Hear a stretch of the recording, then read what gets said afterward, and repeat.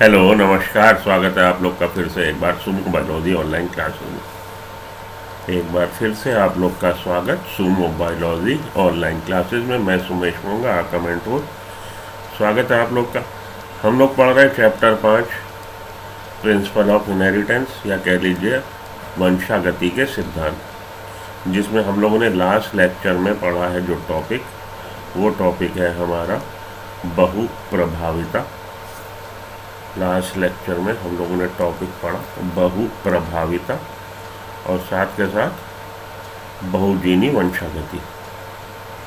अब हम लोग पढ़ने जा रहे हैं सेक्सुअल डिटर्मिनेशन, सेक्स डिटर्मिनेशन, लिंग निर्धारण, सेक्स डिटर्मिनेशन इन भ्रूण एम्ब्रायो में सेक्स डिटर्मिनेशन कैसे होता है उसका हम लोग पढ़ने जा रहे हैं। लिंग निर्धारण, चलिए चालू करते हैं। लिंग निर्धारण। लिंग निर्धारण की क्रियाविधि आनुवांशिकी वैज्ञानिकों के लिए हमेशा एक पहेली ही बनी रही। तो ये बायोलॉजिस्ट के लिए, एम्ब्रायोलॉजिस्ट के लिए और हेरिडिटरी या इनहेरिटेंस से रिलेटेड जो एक्सपेरिमेंट कर रहे थे साइंटिस्ट, उनके लिए लिंग निर्धारण कैसे होता है ये बात अपने आप में एक पहेली ही बनी रही शुरू में। आनुवांशिक या क्रोमोसोम के द्वारा लिंग निर्धारण के प्रारंभिक संकेत बहुत पूर्व कीटों पर किए गए प्रयोगों से प्राप्त हुए, और इसमें लिंग निर्धारण में हेरिडिटरी का रोल है, इनहेरिटेंस का रोल है या क्रोमोसोम्स का रोल है। लिंग निर्धारण में ये जो शुरू में कुछ एक्सपेरिमेंट किए गए इंसेक्ट्स पे, उससे ये बात साबित हुई कि हाँ, लिंग निर्धारण में क्रोमोसोम का रोल है। वास्तव में कीटों पर अनेक कोशिकीय परीक्षणों ने लिंग निर्धारण के आनुवांशिक क्रोमोसोमी आधार की संकल्पना की ओर इंगित किया। और एक्चुअली हुआ क्या कि कीटों पर, इंसेक्ट्स पे जो एक्सपेरिमेंट किए गए, उन एक्सपेरिमेंट्स पे जो ऑब्ज़र्व किया गया, जो ऑब्जर्वेशन रही, जो फाइंडिंग रही, एक्सपेरिमेंट्स के जो रिजल्ट रहे, उस आधार पे ये समझ में आया कि लिंग निर्धारण में कुछ ना कुछ हेरिडिटरी या क्रोमोसोम का भी रोल है। हैंकिंग ने सबसे पहले, अब यहाँ पे देखिए, यहाँ से चालू हो जाइए जो आपसे क्वेश्चन बन सकता है। हैंकिंग 1819 में कुछ कीटों के शुक्र जनन की विभिन्न अवस्थाओं में एक विशेष केंद्र की संरचना का पता लगाया। इन्होंने इंसेक्ट्स में स्टडी कर रहे थे, ये इंसेक्ट्स में स्पर्मेटोजेनेसिस, स्पर्म बनने की प्रक्रिया। तो स्पर्म बनने की प्रक्रिया के दौरान इन्होंने देखा कि कुछ कीटों के शुक्र जनन में विभिन्न अवस्थाओं में एक विशेष केंद्र की संरचना का पता लगाया कि इस प्रोसेस में, स्पर्मेटोजेनेसिस के प्रोसेस में, न्यूक्लियस में ये इनके इंसेक्ट्स के जो स्पर्म बनाने वाली सेल्स हैं, उन सेल्स में इस प्रक्रिया के दौरान देखा गया कि न्यूक्लियस में कोई विशेष रचना है। उस विशेष रचना के लिए नाम दिया इन्होंने एक्स बॉडी, एक्स काय, एक्स बॉडी, एक्स काया। तो कुछ कीटों के शुक्र जनन की विभिन्न अवस्थाओं में, स्पर्मेटोजेनेसिस की डिफरेंट डेवलपमेंट स्टेजेस में, इन्होंने ये देखा कि एक विशेष केंद्रीय संरचना का पता लगाया कि एक केंद्र में कोई विशेष संरचना है। उन्होंने यह भी देखा कि 50% शुक्राणुओं में शुक्र जनन के बाद यह संरचना देखी जाती, जबकि 50% में यह रचना नहीं होती।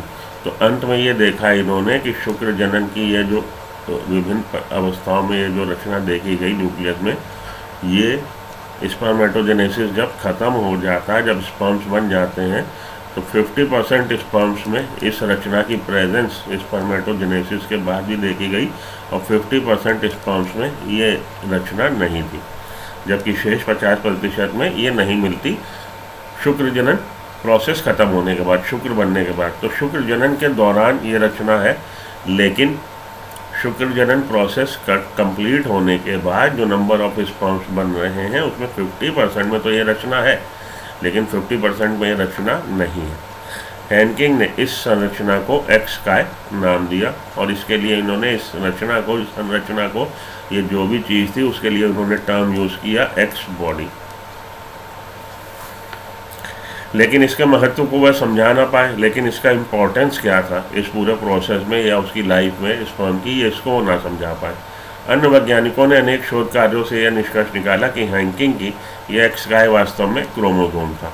लेकिन जो दूसरे साइंटिस्ट थे उन्होंने बाद में और एक्सपेरिमेंट्स किए और उन्होंने इस चीज़ का ये कंक्लूजन निकाला कि हैंकिंग ने जिसको एक्स काय, एक्स बॉडी बोला है, वो वास्तव में क्रोमोसोम है, एक्स क्रोमोसोम है, इसीलिए इसे एक्स क्रोमोसोम कहा गया और इसके लिए टर्म यूज हुआ एक्स क्रोमोसोम। यह भी देखा गया कि बहुत से कीटों में लिंग निर्धारण की क्रियाविधि 100 प्रकार की होती है। तो अभी तक जो पता लगा, हैनकिंग साइंटिस्ट थे जो स्पर्मेटोजेनेसिस की डिफरेंट स्टेजेस को ऑब्जर्व कर रहे थे। तो उन्होंने देखा स्पर्मेटोजेनेसिस प्रोसेस के दौरान एक न्यूक्लियस में रचना है, संरचना है, जिसके लिए उन्होंने उसको एक्स बॉडी नाम दिया। और ये प्रोसेस ख़त्म हो जाने के बाद, स्पर्मेटोजेनेसिस का प्रोसेस ख़त्म होने जाने के बाद जो स्पर्म्स बने, उन स्पर्म्स में 50% स्पर्म्स में ये रचना होगी और 50% स्पर्म्स में ये रचना नहीं होगी। अभी तक ये हम लोगों ने पढ़ा। तो एक्स बॉडी इन्होंने नाम दिया, बाद में देखा गया जी वो तो एक्स क्रोमोजोम है, तो उसको एक्स क्रोमोजोम कहने लगे। ठीक, अब ये कह रहा है आगे, इसके ये कह रहा है कि यह भी देखा गया कि बहुत से कीटों में लिंग निर्धारण की क्रियाविधि एक्सो टाइप की क्रियाविधि है। कि एक्सो मैकेनिज्म ऑफ सेक्स डिटर्मिनेशन है बहुत से इंसेक्ट्स में, बहुत से कीटों में लिंग निर्धारण की क्रियाविधि 100 प्रकार की होती। तो 100 प्रकार की क्रियाविधि है क्या? अर्थात सभी अंडों में 100 प्रकार की क्रियाविधि वो है कि सभी अंडों में अन्य क्रोमोजोम के अलावा एक अतिरिक्त क्रोमोजोम भी होता है। इंसेक्ट्स में जो एग बन रहा है फीमेल गैमीट, तो फीमेल गैमीट में ऑटोजोम्स के अलावा एक और क्रोमोजोम होगा एक्स, और जो ये फीमेल गैमीट हो गया एग। और मेल गैमीट में स्पर्म में केवल ऑटोजोम्स होंगे, ऑटोजोम्स प्लस ओ। ये ओ जो है बेसिकली ये 0/सन्नाटा नील, ये ओ कोई ओ क्रोमोजोम नहीं है, इसका मतलब है एम्प्टी स्पेस। अर्थात सभी अंडों में अन्य क्रोमोजोम के अलावा एक अतिरिक्त क्रोमोजोम भी होता है। दूसरी ओर कुछ शुक्राणुओं में ये एक्स क्रोमोजोम होता है, कुछ में नहीं। और ये जो हमारे बन रहे हैं स्पर्म्स में दो तरह के स्पर्म्स बन रहे हैं। 50% स्पर्म्स में ये होगा और 50% स्पर्म्स में ये नहीं होगा। ये क्या मतलब? एक्स 50% स्पर्म्स में एक्स क्रोमोजोम होगा और 50% स्पर्म्स में एक्स क्रोमोजोम नहीं होगा। दूसरी ओर कुछ शुक्राणुओं में ये एक्स क्रोमोजोम होता है और कुछ में नहीं। ठीक है जी। एक्स क्रोमोजोम सहित शुक्राणु द्वारा निषेचित अंडे मादा बन जाते हैं। अब एक्स क्रोमोजोम द्वारा निषेचित जो अंडा होगा वो मादा बन जाएगा, और जो एक्स क्रोमोसोम रहित शुक्राणु से निषेचित है, एक्स क्रोमोसोम से रहित जो शुक्राणु है उसका निषेचन अगर अंडे से हो गया तो वह नर बन जाएंगे। ठीक, तो एक्सो टाइप का सेक्स डिटर्मिनेशन में फिर से समझिए आप, जो एग सेल है फीमेल गैमेट, उसमें ऑटोजोम प्लस एक्स है, एक ही तरह के हैं सारे अंडे। जबकि स्पर्म्स जो है, स्पर्म्स का कॉन्फ़िगरेशन जेनेटिक मेकअप दो तरह का स्पर्म्स बन रहे हैं।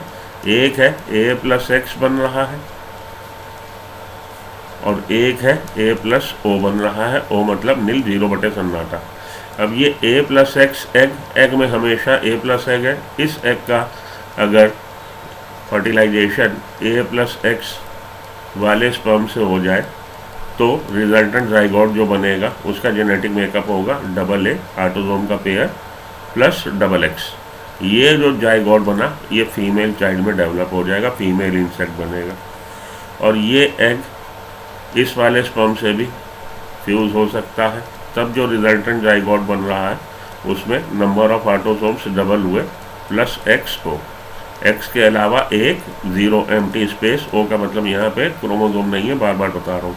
तो AA+XX ये आपका बन जाएगा मेल, इस मेल हमारा इंसेक्ट। तो AA+X आपका मेल इंसेक्ट और AA ऑटोजोम के पेयर और XX ये आपका फीमेल इंसेक्ट। अब इसमें जब बनेंगे स्पर्म दो तरह के बनेंगे। कौन से दो तरह के? आइदर एक्स कंटेनिंग और विदाउट एक्स, विद एक्स और विदाउट एक्स। तो 50% sperm with x and 50% sperms without x. Egg का फ्यूज़न इससे भी हो सकता है, एग का फ्यूज़न इससे भी हो सकता है, बस रिज़ल्ट चेंज हो जाएगा। अगर एग का फ्यूज़न एक्स कंटेनिंग स्पर्म से हो गया तो रिजल्टेंट जाइगोट जो बनेगा वो फीमेल इंसेक्ट बन जाएगा, और अगर एग का फर्टिलाइजेशन या फ्यूज़न कहिए, फर्टिलाइजेशन वो A and 0 O, A plus O means without X containing हमारे स्पर्म से होगा, तो इस तरह का जो ज़ाइगोट बनेगा वो मेल इंसेक्ट में डेवलप हो जाएगा। ठीक है जी। इसी तरह के जो मैकेनिज़्म है उसके लिए हम लोग XO type of sex determination mechanism बोलते हैं। तो एक्सो टाइप की सेक्स डिटर्मिनेशन मैकेनिज़्म ये बहुत से कीटों में देखा गया, अर्थात सभी अंडों में अन्य ऑटोजोम के अलावा एक अतिरिक्त क्रोमोजोम भी होता है। दूसरी ओर कुछ शुक्राणुओं में यह एक्स क्रोमोजोम होता है, कुछ में नहीं। एक्स क्रोमोजोम इस सहित शुक्राणु द्वारा निषेचित अंडे मादा बन जाते हैं और एक्स क्रोमोजोम रहित शुक्राणु से निषेचित अंडे नर बन जाते हैं। क्या आप सोचते हो कि नर व मादा दोनों की क्रोमोसोम संख्या बराबर है? क्या नर इंसेक्ट और मादा इंसेक्ट में क्रोमोसोम संख्या बराबर है? नहीं। नर इंसेक्ट में इस तरह का जिसमें मैकेनिज्म एक्सोटाइप का दिख रहा है, उसमें नर इंसेक्ट में क्रोमोसोम एक कम होगा, एक कम नंबर होगा, एक कम होगा। और फीमेल में, मादा में एक क्रोमोसोम ज़्यादा होगा। इस एक्स क्रोमोसोम की लिंग निर्धारण में भूमिका होने से इसे लिंग क्रोमोसोम या सेक्स क्रोमोसोम कहा जाता है। एक्स क्रोमोसोम पे सर्टेन जीन्स हैं which are responsible for sex determination, that is X chromosome is also called as sex chromosome. शेष क्रोमोसोम को हम अलिंग क्रोमोसोम, ऑटोजोम्स कहते हैं। इस तरह से बाकी के जो क्रोमोसोम्स हैं उनको हम लोग ऑटोजोम्स बोलते हैं। ऑटोजोम और सेक्स क्रोमोसोम। क्रोमोसोम देखिए दो तरह के हैं, ऑटोजोम और एलोजोम या सेक्स क्रोमोसोम। क्रोमोसोम टर्म दिया था वॉल्डेयर ने। क्रोम का मतलब कलर्ड, सोम का मतलब बॉडी, कलर्ड बॉडी। क्रोम का मतलब कलर, और सोमा का मतलब होता है बॉडी, कोई काया। ये दो तरह के, इनको दो कैटेगरी में बांट सकते हैं हम लोग, ऑटोजोम्स और एलोजोम्स। ऑटोजोम्स वो क्रोमोसोम है जिन पे हमारे वेजिटेटिव कैरेक्टर या सोमेटिक कैरेक्टर से रिलेटेड जीन्स हैं। Autosomes are those chromosomes over which genes situated, that genes which are responsible for deciding our somatic character, जो सोमेटिक कैरेक्टर के लिए जानकारी ला रहे हैं। जबकि एलोजोम या सेक्स क्रोमोसोम, एलो का मीन्स समथिंग डिफरेंस, कुछ डिफरेंट चीज़, समथिंग डिफरेंट, एलो अलग। तो एलोजोम्स या सेक्स क्रोमोसोम वो हैं जिन पे वो जीन्स हैं जो जीन्स रिस्पॉन्सिबल है सेक्स डिटर्मिनेशन के लिए। तो ऑटोजोम्स का नंबर 2, 4, 6, 8, 10, 15, 12 कुछ भी हो सकता है, और सेक्स क्रोमोसोम पेयर में होता है। हम लोगों में जैसे 46 total number of diploid 2n, दो जीनोम में 46 क्रोमोसोम है। एक जीनोम में 23 है। 23 हमें हमारे फादर से और 23 हमें हमारी मदर से। एक जीनोम हमें हमारे फादर से वाया स्पर्म और एक जीनोम हमें हमारी मदर से वाया एग सेल मिला है। इसमें 46 में 44 ऑटोजोम्स हैं, या कहिए 22 पेयर, या 44 कह लीजिए, एक ही बात है। 22 पेयर और 44 ऑटोजोम्स है, और 1 पेयर, और या 2 कह लीजिए, 1 पेयर और 2 हमारे एलोजोम्स हम लोग की बॉडी की सेल्स में होते हैं। ठीक, तो इन एक्स क्रोमोसोम की लिंग निर्धारण में भूमिका होने के कारण इसको लिंग क्रोमोसोम कहा जाता है। शेष क्रोमोसोम को अलिंग क्रोमोसोम या क्रोमोसोम ऑटोजोम्स कहा जाता है। टिड्डा एक्सोटाइप लिंग निर्धारण का एक उदाहरण है।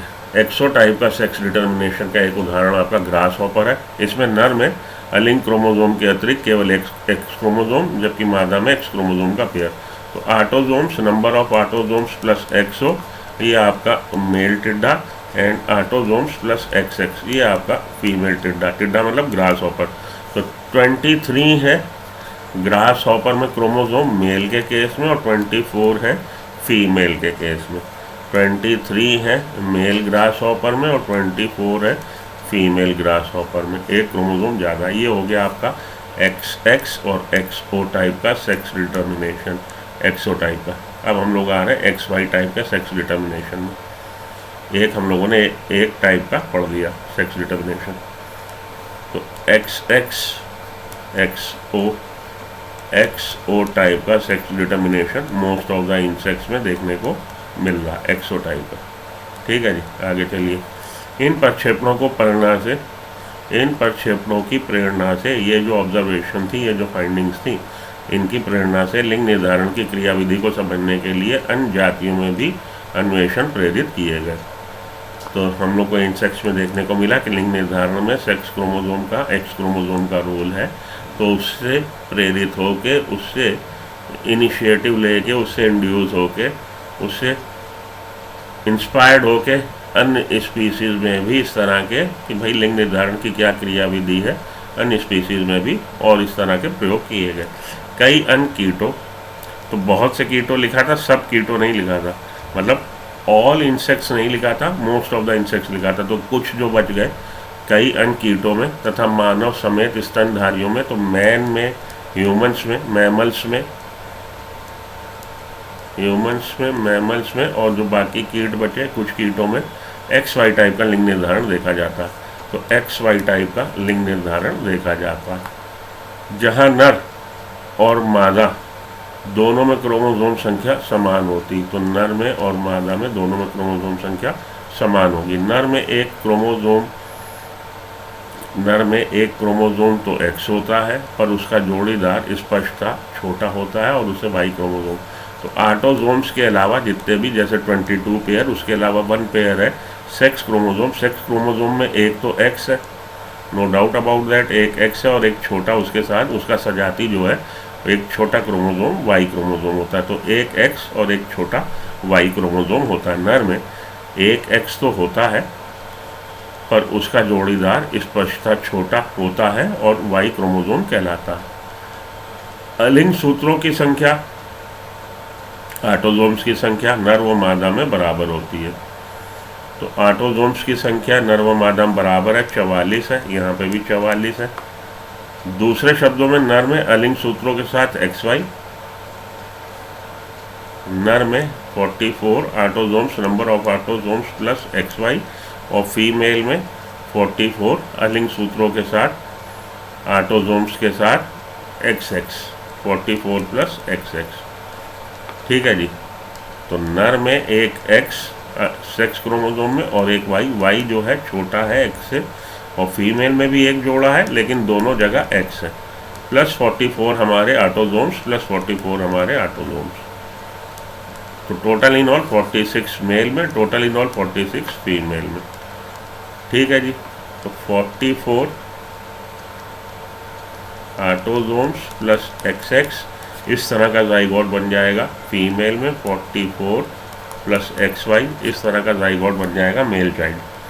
आलिंग सूत्रों की संख्या नर व मादा में बराबर होती। दूसरे शब्दों में नर में अलिंग सूत्र के साथ XY तथा मादा में अलिंग सूत्र के साथ XX क्रोमोसोम होते हैं। उदाहरणार्थ मानव तथा ड्रोसोफिला में नर में अलिंग क्रोमोसोम के अलावा, ऑटोसोम के अलावा एक X एक Y क्रोमोसोम, जबकि मादा में अलिंग क्रोमोसोम के अलावा, ऑटोसोम्स के अलावा एक जोड़ा XX।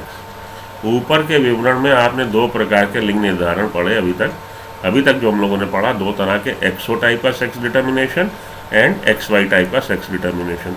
दोनों में ही नर दो प्रकार के युग्मक पैदा कर रहा है। अब इसमें जो मेल है वो दो तरह के गैमीट बना रहा है, भले वो XX की बात, XX XO की बात कर लो, और भले वो XX XY की बात कर लो। तो दो तरह का सेक्स डिटर्मिनेशन अभी तक हम लोगों ने पढ़ा, XY एंड XO। ये दोनों ही टाइप में मेल जो है वो दो तरह के गैमीट बना रहा है, क्योंकि मेल का जेनेटिक मेकअप क्या है, XY। तो मेल में जो स्पर्म बन रहे हैं दो तरह के बन रहे हैं, नंबर ऑफ ऑटोसोम, जो भी ऑटोसोम्स हो, प्लस आइदर X और ऑटोसोम प्लस Y। जबकि फीमेल में एक ही तरह का बन रहा है एग, ऑटोसोम प्लस X। इस एग का केवल एक ही तरह का फ्यूजन इसके साथ भी हो सकता है, बन जाएगा मेल। इस एग का फ्यूजन ये बन जाएगा फीमेल। इस तरह का एग का फ्यूजन इस तरह के स्पर्म के साथ वो बन जाएगा फीमेल, और इस X का फ्यूजन फर्टिलाइजेशन इस Y के साथ वो बन जाएगा मेल। ये बन रहा है फीमेल सेक्स। ठीक है जी। इसी तरह से एक्सोटाइप का सेक्स डिटर्मिनेशन में मेल दो तरह के गैमीट बना रहा है, ऑटोजोम प्लस एक्स और ऑटोजोम प्लस ओ, दो तरह के। इसका फ्यूज़न अगर उस एक्स से हो गया जिसमें एक्स है, एक्स तो होएगा ही होएगा, इसका फ्यूज़न अगर एक्स से होगा तो बन जाएगी फीमेल, और इसका फ्यूज़न अगर एग से होगा तो ये बन जाएगा मेल। ओके, क्लियर हुई बात? ठीक है। तो ऊपर के विवरण में आपने दो प्रकार के लिंग निर्धारण अभी तक देखे, अर्थात XX और XY टाइप के, अर्थात एक्सो प्रकार और XY प्रकार। दोनों में ही नर दो प्रकार के युग्मक पैदा कर रहा है, जो कि या तो एक्स क्रोमोसोम सहित या रहित।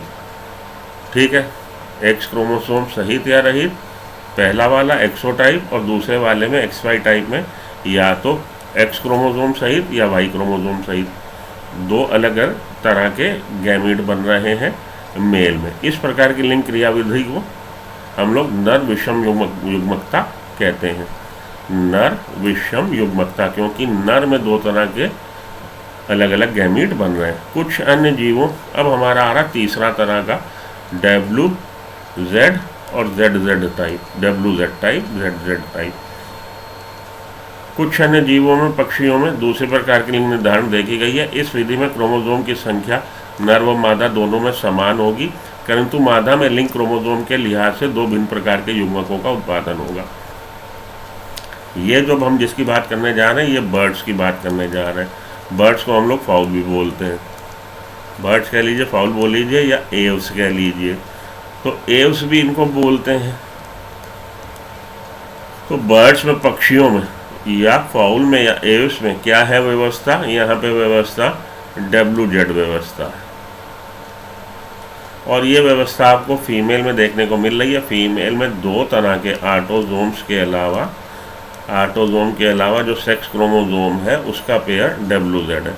ये देखिए WZ फीमेल में, और मेल में ऑटोजोम के अलावा आपके ZZ क्रोमोजोम। तो मेल बर्ड में एक ही तरह का स्पर्म बन रहा है, ऑटोजोम प्लस Z, जबकि फीमेल में एक दो तरह के बन रहे हैं, ऑटोजोम प्लस Z और ऑटोजोम प्लस W। इस एग का फ्यूज़न अगर हो जाएगा स्पर्म से तो ये हमारा बनेगा क्या? मेल बर्ड बनेगी। और अगर इस एग का फ्यूज़न, जिसमें W क्रोमोसोम है, इस एग का फ्यूज़न अगर हमारे स्पर्म से होगा तो ये क्या बन रहा है? ये फीमेल बर्ड बन रही है। ठीक है जी। फीमेल बर्ड में दो तरह के गैमीट बन रहे हैं, एग बन रहे हैं। एक गैमीट, एक एग ऐसा है जिसमें A+W क्रोमोसोम है, और दूसरा है A+Z क्रोमोसोम। दो तरह के एग हैं, जबकि स्पर्म एक ही तरह का है, A+Z। अब ये स्पर्म का फ्यूज़न इस वाले अगर एग से हो जाए तो ये कैसा बन जाएगा? ये बन जाएगा फीमेल बर्ड। और इस स्पर्म का फ्यूज़न इस वाले एग से हो जाए, इस वाले एग से हो जाए तो ये बन जाएगा आपका मेल बर्ड। तो ये कैसा केस है? ये केस है फीमेल हेटेरोगैमेटी का। फीमेल में दो तरह के गैमीट अलग अलग बन रहे हैं, जबकि मेल में एक ही तरह का गैमीट बन रहा। ठीक है जी। तो ये आपका तीसरा तरह का हो गया लिंग निर्धारण।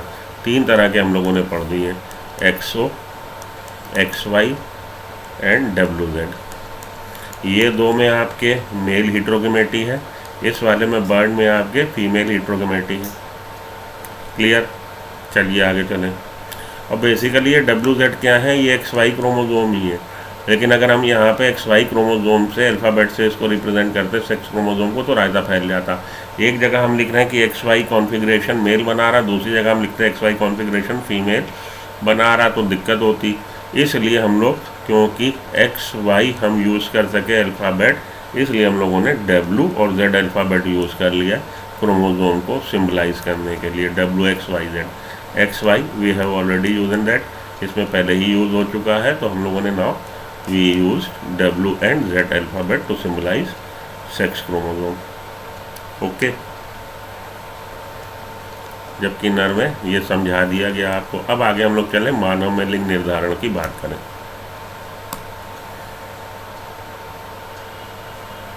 जैसा कि पहले समझाया जा चुका है, मानव का लिंग निर्धारण XY टाइप का होता है। ऊपर लिखा ही हम लोगों ने XY टाइप का मानव में होता। कुल 23 जोड़े क्रोमोसोम में, 22 जोड़े नर व मादा में बिल्कुल एक जैसा होता। टोटल इन ऑल हमारी शरीर की हर सेल में, सोमैटिक सेल में 23 हमारे जोड़े क्रोमोसोम है। इन 23 जोड़ों में 23 पेयर में 22 पेयर ऑटोसोम्स है और 1 पेयर सेक्स क्रोमोसोम है। सेक्स क्रोमोसोम फीमेल के केस में दोनों जगह X है और मेल के केस में एक X है एक Y है। ठीक है, बाकी ऑटोसोम्स इनमें सेम है, भले मेल हो भले फीमेल हो। मादा में X क्रोमोसोम एक जोड़ा होता है और नर में X के अलावा एक Y होता है, जो नर लक्षण को निर्धारित करता है। नर में शुक्र जनन के समय 2 प्रकार के युग्मक बनते हैं। नर में स्पर्मेटोजेनेसिस प्रोसेस के दौरान 2 तरह के गैमीट बन रहे हैं। कुल उत्पन्न शुक्राणु संख्या का 50% X युग, तो स्पर्म्स जो बन रहे हैं, प्रोसेस का नाम है स्पर्मेटोजेनेसिस। जितने भी स्पर्म बने 50% स्पर्म्स में ऑटोसोम्स प्लस X क्रोमोसोम होगा और 50% स्पर्म में ऑटोसोम प्लस Y क्रोमोसोम होगा। अब फर्टिलाइजेशन के समय it is a chance event, chance में कि इसका या इसका फ्यूज़न होगा फीमेल के X से। फीमेल के पास जो है वो जो कंट्रीब्यूशन दे रहा वो हमेशा A+X ही दे रहा और कुछ नहीं दे रहा। तो A+X का फ्यूज़न, इस एग का फ्यूज़न अगर इसके साथ हो गया तो रिजल्टेंट जाइगोट फीमेल चाइल्ड बना देगा, और इस एग का फ्यूजन अगर इस वाले स्पर्म से हो गया तो रिजल्टेंट जाइगोट AA+XY ये क्या बना देगा, मेल चाइल्ड। तो डिपेंड करता है कि स्पर्म किस तरह का फ्यूज़ हो रहा है एग सेल से। और ये सेक्सुअल रिप्रोडक्शन हम लोग में, मानव में, ह्यूमंस में, अगर ये पूछा जाए आपसे कि लिंग निर्धारण कब होता, at the time of fertilisation. Fertilisation के समय लिंग निर्धारण इस बात पर निर्भर करता है कि स्पर्म किस तरह का स्पर्म, किस जेनेटिक मेकअप का स्पर्म इसके साथ फ्यूज़ हो रहा है एग सेल के साथ। अगर A+Y वाला हो रहा लड़का बनेगा, A+X वाला हो रहा लड़की बनेगी। जिनमें X क्रोमोसोम के मादा में केवल एक ही प्रकार के अंडाणु बनते हैं। जिनमें X क्रोमोसोम है, अंडाणु में X या Y धारी क्रोमोसोम से निषेचित होने की प्रायिकता बराबर बराबर होती है। इस बात की प्रोबेबिलिटी कि ये जो अंडा है जिसमें A+X है, इसकी फ्यूज़न या फर्टिलाइजेशन इससे और इससे ये बराबर बराबर 50% चांस है। इसके विपरीत Y क्रोमोसोम धारी शुक्राणु से निषेचित होने पर नर संतति, अगर X क्रोमोसोम धारी स्पर्म से इस अंडे का फ्यूज़न हो जाए, फर्टिलाइजेशन हो जाए तो फीमेल, और अगर Y क्रोमोसोम धारी स्पर्म से अंडे का फ्यूज़न हो जाए तो मेल चाइल्ड डेवलप होगा। स्पष्ट है कि शुक्राणु की आनुवंशिक संरचना ही शिशु के लिंग का निर्धारण करती है। इस बात से ये स्पष्ट है कि बेसिकली स्पर्म का जेनेटिक मेकअप, स्पर्म का कॉन्फ़िगरेशन रिस्पॉन्सिबल है ये निर्धारित करने के लिए कि चाइल्ड क्या बनेगा, मेल या फीमेल। ये भी साफ है प्रत्येक गर्भावस्था में हर बार जब प्रेगनेंसी होगी, ये बात साफ है कि बच्चा जो पैदा होने जा रहा है 50% चांस मेल का, 50% चांस फीमेल के हैं। ये वही बात हुई कि जितनी बार भी आप सिक्का उछालें, एक बार उछाला हेड्स आया, फिर उछाला हेड्स आया, फिर उछाला हेड्स आया, जितनी बार उछाल चुके हो, जितनी बार भी उछालो, लेकिन हर बार when you toss the coin, जब आप कॉइन को टॉस करते हो तो 50% चांस होते हैं कि हेड आ जाए और 50% चांस होते हैं कि टेल आ जाए। पीछे क्या हो चुका, 6 बार अगर आपके हेड्स आ चुका तो ये ज़रूरी नहीं है कि इस बार आप कॉइन उछाल रहे हो तो प्रोबेबिलिटी बदल जाएगी। प्रोबेबिलिटी वही रहेगी 50-50 हर बार, जितनी बार भी आप टॉस कर रहे हो कॉइन को, प्रोबेबिलिटी वही रहेगी हर बार 50 और 50 ही रहेगी। पिछला रिकॉर्ड से मतलब नहीं है, पिछली 10 बार लगातार टेल्स आया है, 11th टाइम आप कॉइन टॉस कर रहे हो तो उसकी प्रोबेबिलिटी कहीं आप बढ़ जाए हेड्स आने की, ऐसा नहीं है। फिर से 50% चांस है कि टेल फिर आ सकता है। यह हमारा दुर्भाग्य है कि समाज लड़की पैदा करने के लिए माता को दोष देता है, और ये हमारा दुर्भाग्य है कि समाज लड़की पैदा करने के लिए माता को दोष देता है। इस गलत धारणा के कारण उनके साथ अनेक दुष्व्यवहार होते हैं। तो बेसिकली जो समाज में आप कुरीतियाँ चलती चली आई हैं, आप सुनते होंगे, मानिए किसी के 3 बेटियाँ हो चुकी हैं तो उसमें फीमेल को, पार्टनर को दोषी ठहराया जाता है कि ये मदर ही ऐसी है कि इसके हर बार डॉटर होती है। ऐसा नहीं है, उसका तो कोई रोल ही, उसका मतलब रोल नहीं है। रोल किसका है? फादर का, मेल का, कि मेल में स्पर्म जो बन रहे हैं, मेल का कौन सा स्पर्म एग को फर्टिलाइज कर रहा। अगर तो वाई क्रोमोसोम वाला कर देगा, वो चांस इवेंट है, तो बन जाएगा मेल प्रोजीनी, नहीं तो फीमेल चाइल्ड बनेगा। पक्षियों में लिंग निर्धारण की विधि भिन्न प्रकार की क्यों है? चूजों की उपस्थिति के लिए जिम्मेदार कौन है? शुक्राणु या अंड? तो चूजों की उत्पत्ति के लिए कौन जिम्मेदार है? अंड जिम्मेदार है। अब हम लोग आ रहे हैं एक और टाइप का सेक्स डिटर्मिनेशन, जिसको हैप्लोडिप्लॉइड टाइप का सेक्स डिटर्मिनेशन बोलते हैं। ये इंटरेस्टिंग है, इसको समझिए। मधुमक्खी में लिंग निर्धारण, हनी बी में लिंग निर्धारण उस मधु द्वारा प्राप्त क्रोमोसोम समुच्चय की संख्या पर निर्भर करता है। तो ये मधु द्वारा प्राप्त क्रोमोसोम समुच्चय, क्रोमोसोम गुणसूत्र समुच्चय की संख्या पर निर्धारित करता है कि वो हैप्लॉइड है कि डिप्लॉइड है। एक शुक्राणु एवं अंडे के युग्मन से उत्पन्न संतति एक मादा में विकसित होती है। तो अंड, ये मादा में 32 क्रोमोसोम और नर में 16 क्रोमोसोम। मादा में जब बना गैमीट, वो बनेगा मियोसिस डिवीजन से, अर्धसूत्रण से। अर्धसूत्रण डिवीजन या मियोसिस डिवीजन वो है जिस डिवीजन में नंबर ऑफ क्रोमोसोम जनक कोशिका और संतान कोशिका में अलग अलग होते हैं। तो जनक कोशिका में जो भी नंबर होगा क्रोमोसोम का, संतान कोशिका में वो आधे हो जाएंगे। यहाँ पे 32 तो संतान में 16। और आप जानते हो मियोसिस सेल डिवीजन पढ़ चुके हो कि मियोसिस 1 और मियोसिस 2 दो फेज में, 2 चरण में ये कंप्लीट होता है। पहला चरण जब कंप्लीट होता है तो जनक कोशिका 2 संतान कोशिका में बढ़ जाती है। ये संतान कोशिका अगले चरण के लिए, मियोसिस 2 के लिए पेरेंटल सेल की तरह बिहेव करती है और फिर से ये 2 सेल में बढ़ जाती है। तो टोटल इन ऑल जब हमारा मियोसिस कंप्लीट हुआ, मियोसिस 1 और मियोसिस 2 के बाद, 2 चरणों के बाद, जो हमारी सिंगल पेरेंटल सेल है उससे 4 डॉटर सेल बन जाएंगी 2 चरणों में। पहले में ये 2 में बटी और अगले चरण में ये 2 संतान कोशिकाएं फिर से 2 संतान कोशिकाओं में बढ़ जाती। तो टोटल इन ऑल 4 संतान कोशिकाएं एक कोशिका से बनती है। और नंबर ऑफ क्रोमोसोम आधे हो जाते हैं। यहाँ पे अगर 20 थे तो यहाँ पे 10, तो 20 से 10 यहीं पे हो जाएंगे मियोसिस फर्स्ट में। अब वो 10 से 5 नहीं होंगे। तो अगर ये शुरू में 2n थी, डिप्लॉयड था, ये 2n था, पहला जब डिवीज़न कंप्लीट हुआ ये हैप्लॉयड हो गया, n हो गया, तो आगे n/2 नहीं होगा, आगे वो n ही रहेगा। ये 2n बता रहा है डिप्लॉयड, द्विगुणित। द्विगुणित का मतलब उसमें 2 जीनोम है। n यहाँ पे जीनोम को बता रहा, और जीनोम में, एक जीनोम में नंबर ऑफ क्रोमोसोम वो अलग अलग होते हैं, वो डिपेंड करता है स्पीसीज़ पे। तो एक जीनोम में कितने क्रोमोसोम से जीनोम बना है ये जाति विशेष होता है स्पीसीज़ पे। जैसे कि ह्यूमन बीइंग में ये n की वैल्यू, एक की वैल्यू 23, एप्स में 24, अनियन सेल में 8, ड्रोसोफिला में 4, पाइसम सेटाइवम में 7। तो अलग अलग में अलग अलग ये होते हैं।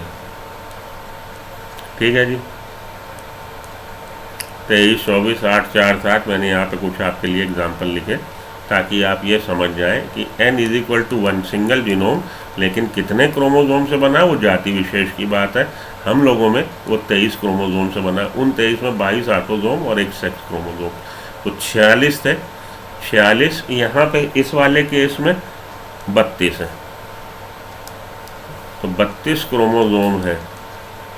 एक जीनोम में 32 क्रोमोसोम, एक जीनोम 16 क्रोमोसोम से डिप्लॉयड है। अब इसमें हुआ डिवीजन, मियोसिस डिवीजन हुआ, 16 क्रोमोसोम हो गए, वो आगे 16 ही रहे। ये है हमारा एग फीमेल के लिए, और मेल में 16 है, मतलब उस पर n = 1 है। मेल में 16 क्रोमोसोम है, n वैल्यू 1 ही है, डिप्लॉयड नहीं, मेन हैप्लॉयड है। इसमें अब जब बनने हैं स्पर्म, इसमें जब स्पर्म बनेंगे तो डिवीज़न जो होगा, क्योंकि ये पहले ही n = 1 है, कोई भी सेल, ध्यान से सुन लो, बहुत ध्यान लगा के, कोई भी सेल जो हैप्लॉइड होती है उसमें मियोसिस डिवीजन नहीं हो सकता। इसलिए जब इसमें स्पर्म बनेंगे तो ये माइटोसिस डिवीजन से बनेंगे, समसूत्री विभाजन से। यहाँ पे अर्धसूत्री विभाजन हुआ, मियोसिस हुआ, यहाँ पे माइटोसिस। तो ये देखिए, यहाँ पे अर्धसूत्रण, यहाँ पे समसूत्रण। तो ये मियोसिस माइटोटिक डिवीजन से बने स्पर्म 16 क्रोमोसोम वाला स्पर्म बन गया। इस स्पर्म का फ्यूज़न अगर एग सेल से हो गया तो वापस ये 32 स्टेज आ जाएगी। 16 ये लाया, 16 ये लाया, ये जो जाइगोट बनेगा ये फीमेल चाइल्ड में बन जाएगा। मुबारक हो, लड़की हुई है। और अगर कुछ अंडे निषेचित नहीं हुए, अनिषेचित अंडे जो हैं वो हमारे मेल ड्रोन को जन्म देते हैं, वो मेल में डेवलप हो जाएंगे, ड्रोन में। आई बात समझ में? अब एक बात फिर समझ लो भैया कि मादा में 32, नर में 16। मादा में 32, जब इसमें बना एग, मियोसिस डिवीजन से बना एग, बने 16 बन गए, 16 कंटेनिंग। ये 16 क्रोमोसोम कंटेनिंग एग का फ्यूज़न हुआ 16 क्रोमोसोम कंटेनिंग स्पर्म से। वो स्पर्म किस में बने? नर में। कैसे बने? समसूत्री विभाजन, माइटोसिस द्वारा 16 क्रोमोसोम वाला हमारा स्पर्म मेल का बन गया। इसका फ्यूज़न अगर अंडे से हुआ, यहाँ पे 32 क्रोमोसोम फिर से हो गए जाइगोट में, युग्मनज में। ये जाइगोट क्या बना देगा? फीमेल। ये फीमेल डॉटर बन गई, फीमेल बन गई। आगे फिर वही कहानी। और इधर ये जो अनिषेचित अंडा, इसका निषेचन नहीं हो पाया, ये पार्थेनोजेनेसिस के द्वारा ये किस में बन जाएगा? पुंधुप में, मेल ड्रोन में, जिसमें 16 क्रोमोसोम होंगे। तो इसका बाप है, ये जो बच्चा पैदा हुआ है इसका बाप नहीं है, क्योंकि ये अनिषेचित अंडे से पैदा हुआ है। इसका ना बाप है ना ये बेटा जन्म को दे पाएगा। ये हमेशा अगर जन्म देगा इसके सहयोग से तो हमेशा लड़की होगी, क्योंकि इसमें बने क्या जी? स्पर्म। कैसे बने? माइटोसिस डिवीजन द्वारा 16 स्पर्म वाला, 16 क्रोमोसोम वाला स्पर्म बन गया। इसका फ्यूज़न अगर एग सेल से हुआ तो ये जाइगोट हमेशा फीमेल चाइल्ड में ही डेवलप होगा, कभी भी मेल चाइल्ड में डेवलप नहीं होगा। तो इसके बेटा नहीं हो सकता, ना इसका बाप है, लेकिन इसके नाना जी हैं और नातिन है। दादा यहाँ लिखा है, उससे आप कंफ्यूज हो। तो दादा असल में इंग्लिश में ग्रैंडफादर को, ग्रैंडफादर की अगर हम इंग्लिश में इसको ट्रांसलेट करें हिंदी में, तो हम लोग नाना को भी ग्रैंडफादर और दादा को भी ग्रैंडफादर, मतलब पिताजी के पिता वो भी ग्रैंडफादर और माताजी के पिता वो भी ग्रैंडफादर। तो बेसिकली ये जो पुंधुप बना है इसका फादर तो नहीं है,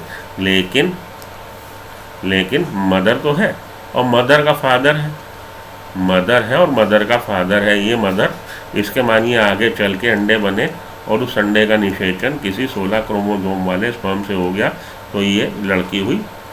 और अगर ये फ्यूज़न नहीं हुआ, ये अनिषेचित रह गया, तो यहाँ पे पुंधुप पैदा हो गया, ड्रोन पैदा हो गया। तो इस ड्रोन की ये माता है, ये माता है, और उसका ये पिता है। तो ये क्या हुआ? ये इसका नाना हुआ, ग्रैंडफादर। नाना, नाना की इंग्लिश ग्रैंडफादर। तो नाना होता है, यहाँ पे दादा लिखा है, दादा से ना कंफ्यूज होइए आप। ये बेसिकली एनसीईआरटी, आपके इंग्लिश के एनसीईआरटी की ट्रांसलेशन है। तो इंग्लिश में हम लोग ग्रैंडफादर दोनों के लिए यूज़ करते हैं। यहाँ पे दादा लिखा है। अरे जब पिता नहीं तो दादा कहाँ से हो जाएगा? जिसका बच्चे का कोई बाप ना हो तो दादा उसका कहाँ से होगा? हिंदी वाले पे कंसर्न करिए, बाप नहीं है दादा, लेकिन माँ तो है, और माँ का बाप भी है। तो ये नाना वाली बात है कि ये नाना है। यहाँ पे दादा जो लिखा है बेसिकली ये इंग्लिश में हिंदी ट्रांसलेट करने में अर्थ का अनर्थ हो रहा, उससे ना कंफ्यूज होइए। तो दादा नहीं होता, नाना होता है, ग्रैंडफादर होता है। आपके इंग्लिश की एनसीईआरटी देखेंगे तो वहाँ ग्रैंडफादर टर्म है कि उसके फादर नहीं है, ग्रैंडफादर है। हाँ, ग्रैंडफादर है क्योंकि माँ का जो बाप है वो ग्रैंडफादर है। ठीक है, माँ का बाप तो है। माँ किससे बनी है? निषेचित अंडे से। तो माँ निषेचित अंडे से बनी तो उसकी माँ की माँ भी है, नानी भी है। और उस अंडे का निषेचन अगर पुंधुप से, स्पर्म से हो गया तो पुंधुप के लड़की तो पैदा हुई, लड़का कभी पैदा नहीं होगा, क्योंकि उसका स्पर्म जब भी यूज़ होगा फर्टिलाइजेशन में वो जाइगोट किसको बना देगा? वो जाइगोट बना देगा फीमेल को। ठीक है, तो ये लाइन क्लियर हो गई। आपके दादा होते हैं, पोते होते हैं, बेसिकली नाना और नातिन कर लीजिए तो बिल्कुल आपके ज्ञान चक्षु खुल जाएंगे, आपके बल्ब जल जाएगा। ये हो गया हम लोग का सेक्स डिटर्मिनेशन के मैकेनिज्म। कितनी तरह के? 4 तरह के। एक्सो टाइप का सेक्स डिटर्मिनेशन, XY टाइप का सेक्स डिटर्मिनेशन, WZ टाइप का सेक्स डिटर्मिनेशन और हैप्लोडिप्लॉइड टाइप का सेक्स डिटर्मिनेशन। यही पूछा जाता है आपसे। इसमें एक्सो में कौन से? Most of the insects, grasshopper. XY में man, human being, mammal and some insects जो बच गए थे। WZ में बर्ड्स में, फाउल में, डोमेस्टिक फाउल में। हैप्लोडिप्लॉइड आपका हनी बी। ड्रोसोफिला में कैसा है? ड्रोसोफिला में XY टाइप का सेक्स डिटर्मिनेशन है। ये तो हमारे एक्सो XY क्या है? मेल हिट्रोगेमेटी। WZ क्या है? फीमेल हिट्रोगेमेटी।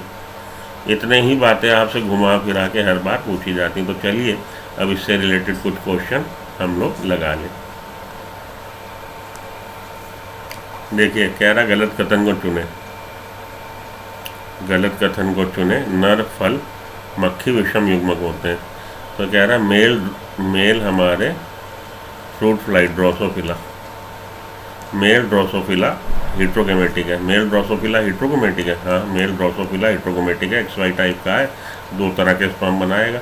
नर टिड्डों में 50% शुक्राणुओं में कोई लिंग गुणसूत्र नहीं होता। नर टिड्डों में 50%। तो कैसे बन रहे थे? एक्सो टाइप का है। 50% में ऑटोजोम प्लस X है और 50% में ऑटोजोम प्लस O का मतलब नील, कोई गुणसूत्र नहीं होता। ठीक बात है। नर टिड्डों में किस तरह का है? एक्सो टाइप का है सेक्स डिटर्मिनेशन। ये स्टेटमेंट भी ठीक है। पालतू पक्षियों में संतान का लिंग, पक्षियों में बर्ड्स में अंडे के बजाय शुक्राणु के प्रकार पर। ये गलत है। शुक्राणु के प्रकार पर नहीं, अंडे के प्रकार पर निर्भर करता है। वो फीमेल हिट्रोगेमेटी का टाइप है, मेल का नहीं। तो हमारा यही वाला स्टेटमेंट गलत है। आप इसको चुन लेंगे। नीट 2019 में आया ये क्वेश्चन। ठीक, चलिए आगे चलें। निम्नलिखित में से कौन सा युग्म गलत सुमेलित है? इसमें से कौन सा जो मिलाए गए हैं गलत है? एक्सो टाइप का सेक्स डिटर्मिनेशन टिड्डे में, ठीक बात है। एक्सो टाइप का सेक्स डिटर्मिनेशन टिड्डे में मिलता है। मटर में स्टार्च बनने की जो प्रक्रिया है वो एकाधिक एलील मल्टीपल एलील का केस है, नहीं ये गलत है। वो आपका बी ये हमारा प्लियोट्रोपिक जीन है। ये एक तरफ से तो स्टार्च ग्रेन के सिंथेसिस की एफिशिएंसी को इफेक्ट कर रहा है, दूसरी तरफ से सीड के शेप को, राउंड और रिंकल्ड। तो ये 2 तरह के इफेक्ट दे रहा है। प्लियोट्रोपिक का इफेक्ट है, ये मल्टीपल एलील का केस नहीं है। आप इसी को चुन लीजिए। गलत हम लोगों से पूछा गया। थॉमस एंड मॉर्गन ने लिंकेज क्वाइन किया टर्म सहलगनता। थॉमस एंड मॉर्गन ने एक्सपेरिमेंटली प्रूव किया लिंकेज। एबीओ ब्लड ग्रुपिंग हमारा सहप्रभुत्व का उदाहरण है, बिल्कुल। IA और IB ये एलील जब साथ साथ आते हैं तो दोनों तरह की शुगर बना देते हैं RBC की प्लाज्मा मेम्ब्रेन पे। तो ये सहप्रभुत्व को डोमिनेंस का एग्जाम्पल है, बिल्कुल ठीक बात है। सहप्रभाविता का एग्जाम्पल है। हाँ, मटर में स्टार्च संश्लेषण मल्टीपल एलील का केस नहीं है, तो यही गलत सुमेलित है। चलिए आगे चलिए। नीट 2018 का क्वेश्चन था वो। निम्नलिखित में से कौन सी स्थिति दिए गए उदाहरण में लिंग का निर्धारण सही तरीके से वर्णन करती है? मनुष्यों में एक्सो की स्थिति जैसे कि क्लाइनफेल्टर सिंड्रोम पाया जाता है, महिला लिंग का निर्धारण करती। मनुष्यों में एक्सो टाइप, मनुष्यों में XX XY टाइप का सेक्स डिटर्मिनेशन है, एक्सो टाइप का नहीं। तो एक्सो टाइप की स्थिति महिला लिंग को बता रही नहीं, XX बताती है। समयुग्मजी लिंग गुणसूत्र XZZ मादा लिंग का निर्धारण करता। मादा लिंग का निर्धारण पक्षियों में, बर्ड्स में WZ कॉन्फ़िगरेशन करता है। ZZ कॉन्फ़िगरेशन, ये विन्यास जो होगा वो नर लिंग को निर्धारित करेगा, नर को निर्धारित करता है। तो ये भी स्टेटमेंट गलत है। एक्सो प्रकार का लिंग टिड्डे में पुरुष लिंग, हाँ जी। एक्सो ग्रास हॉपर में ये बन जाएगा मेल और XX बन जाएगा फीमेल, यही वाला हमारा ठीक है। Homozygous sex chromosome XX Drosophila में नर। तो अगर ड्रोसोफिला में XX क्रोमोसोम होंगे वो नर नहीं बनेगा, मादा बनेगा, ये भी गलत है। सही कौन सा है? हमारा C वाला सही है। ठीक, चलिए आगे। मनुष्य में लिंग निर्धारण होता कब होता है? निषेचन के समय। निषेचन के समय कि कौन सा किस तरह का स्पर्म फ्यूज होने जा रहा है एग से, वो लिंग निर्धारण में रोल प्ले करता है। ठीक है, चलिए आगे। WW ZZ तथा ZW प्रकार का लिंग निर्धारण किसमें? पक्षियों में। और पक्षियों का यहाँ एग्जाम्पल कौन? प्लेटिपस पक्षी नहीं है, घोगा स्नेल पक्षी पक्ष नहीं है, कॉकरोच इंसेक्ट पक्षी नहीं है, मयूर मोर ये बर्ड है आपकी, मोर मयूर बर्ड है, तो आपने डी को टिक लगा देना है। XZZ टाइप का सेक्स निर्धारण आपको पक्षियों में दिख रहा है। जैकब या आपराधिक सिंड्रोम एक सेक्स क्रोमोसोम पूरक है। ये आपका जैकब सिंड्रोम और क्रिमिनल सिंड्रोम, ये एक तरह का सिंड्रोम जिसमें XYY होता है, एक Y ज़्यादा आ जाता है और उसमें टेंडेंसी क्रिमिनल टेंडेंसी आ जाती है इस तरह के ऑर्गेनिज्म में। कीड़े के एक निश्चित वर्ग में कुछ में गुणसूत्र 17 हैं, कुछ में 18। 17-18 गुणसूत्र वाले वो जीव किस तरह के होंगे? तो ये एक्सोटाइप के सेक्स डिटर्मिनेशन में आपने देखा था कि मेल में एक कम होगा और फीमेल में एक ज़्यादा होगा। तो ये आपका 17 नर है, ये कीटों में एक्सोटाइप का सेक्स डिटर्मिनेशन, मेल में total number of chromosome in comparison to female एक कम। तो ये वाला 17 वाला नर और 18 वाला मादा। गलत कथन चुनिए, चलिए चुन लेते हैं, पहले पढ़ तो लें तब चुनेंगे ना। टिड्डियों में ऑटोजोम के अलावा पुरुष में केवल एक एक्स क्रोमोसोम, जबकि महिलाओं में एक्स क्रोमोसोम की जोड़ी। तो टिड्डी में XO, मेल में केवल एक एक्स और फीमेल में XX। ठीक बात है, गलत चुनना ये तो ठीक है। XY टाइप के लिंग निर्धारण में नर व मादा दोनों में समान संख्या में, जी हाँ 46 है, हम में भी और 46 है फीमेल में भी। ड्रोसोफिला में पुरुष में एक X एक Y, जबकि महिलाओं में X की जोड़ी, हाँ ये भी ठीक है। एक्सो टाइप के लिंग निर्धारण वाले कीड़ों में सभी शुक्राणुओं में ऑटोजोम के अलावा X होता है। नहीं, सभी में नहीं होता भाई मेरे, आधे में 50% में होगा, X 50% में नहीं होगा। तो ये वाला स्टेटमेंट गलत है, इसी को चुन लीजिए। ठीक। पक्षी मादाओं में गुणसूत्र व्यवस्था क्या है? पक्षी मादाओं में गुणसूत्र व्यवस्था WZ है। चलिए, निम्नलिखित में से एक गलत युग्म चुनिए। नर पक्षी समयुग्मक है, नर पक्षी में क्या होगा? ZZ होगा, होमोगैमेटिक का केस है, ठीक है। मादा पक्षी हिट्रोगैमेटिक का केस है क्योंकि उसमें ZW है, ठीक है। नर ड्रोसोफिला विषम युग्मक, हाँ जी, नर ड्रोसोफिला में XY है, हिट्रोगैमेटिक का केस है, ठीक है। मादा टिड्डा विषम युग्मक, मादा टिड्डा में XX है, तो ये होमोगैमेटिक का केस है, हिट्रोगैमेटिक का नहीं। तो मादा टिड्डा में XX होने के कारण ये वाला हमारा गलत है, इसको चुन लीजिए। निम्नलिखित में से कौन सा कथन गलत है? हैंकिंग ने एक्स बॉडी का नाम दिया था एक्स क्रोमोसोम को, ठीक, एक्स बॉडी नाम दिया एक्स क्रोमोसोम को। कई कीड़ों में सभी अंडों में ऑटोसोम के अलावा एक अतिरिक्त एक्स क्रोमोसोम, सभी अंडों में एक अतिरिक्त एक्स क्रोमोसोम, हाँ। एक्स क्रोमोसोम एक लिंग गुणसूत्र है क्योंकि लिंग निर्धारण में रोल करता, हाँ। ड्रोसोफिला में XX एक्सो टाइप का लिंग निर्धारण है, XX XY टाइप का लिंग निर्धारण है, यही गलत है स्टेटमेंट डी, ठीक है जी। तो यहाँ पे आके अब आपका सेक्स डिटर्मिनेशन वाला सेक्शन ख़त्म। तो ये अब आपका टॉपिक हो गया कंप्लीट। अब हम लोग मिलते हैं किस वाले में? हम लोग अब मिलते हैं उत्परिवर्तन की ज़रूरत नहीं, अब हम लोग अगले इसमें करेंगे आनुवांशिक विकार, हेरिडिटरी डिसऑर्डर्स। और हेरिडिटरी डिसऑर्डर्स में सबसे पहले हम लोग वंशावली विश्लेषण पेडिग्री एनालिसिस को करते हैं। तो एक ब्रेक ले लीजिए, हो गया है 50 मिनट की वीडियो हो गई है, इसको देखिए, इससे रिलेटेड क्वेश्चन लगाइए, इसको रटिए, समझिए, पानी लाइए, मुंह धो लीजिए, सब काम करिए, एक ब्रेक ले लीजिए, उठिए, थोड़ा सा टीवी देखिए ज़रा जी न्यूज़ क्या दिखा रहा, लौट के आइए, करते हैं बात हम लोग पेडिग्री एनालिसिस की। अगले लेक्चर में आप लोगों से मिलता हूँ पेडिग्री एनालिसिस के साथ। तो ठीक है जी, ख़त्म करते हैं यहाँ पे और अगले लेक्चर में मिलते हैं। तो हैव अ नाइस डे, मिलते हैं ब्रेक के बाद। Till then good luck, good bye, thank you.